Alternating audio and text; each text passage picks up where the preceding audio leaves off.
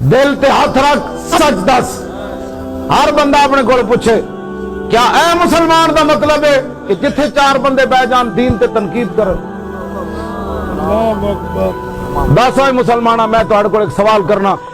پیٹ تے پتھر بن کے صحابہ نماز نہیں چھوڑی, تو 20 قسم دے کھانے کھا کے نماز نہ پڑھے, تیرے واسطے دین تے چلنا مشکل ہے؟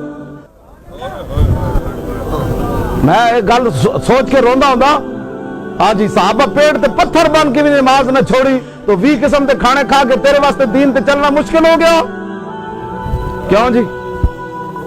تیرے 20 قسم دے محل تے پلازے ہون تے صحابہ دیاں کھجوراں پکیاں ہون غزوہ تبوک تے موقع تے, پورے سال دی جناب معیشت دا تعلق نہ کھجوراں نال پکیاں ہون, بالکل تیار ہون. حضور نے فرمایا چلیے, ایک صحابی نے بھی نہیں کیا حضور پورے سال روٹی کے تو کھاواں گے. حضور میں اس اسلام دی گلاں کرنا حضور. ہاں, اے خالی گھر وچ بیٹھ کے گلاں کرنا اسلام دے بارے. تو دتا کیویں اسلام نو مینوں دس, دل تے ہاتھ رکھ سچ سچ دس.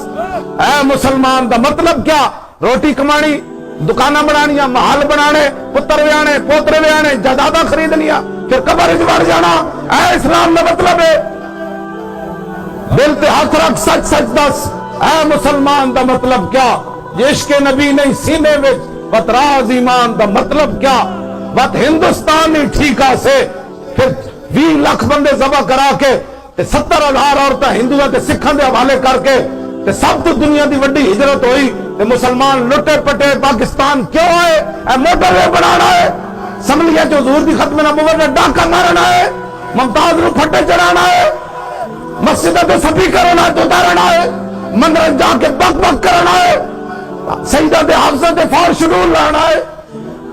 بت ہندوستانی ٹھیکا سے اتنے نقصان دا مطلب کیا؟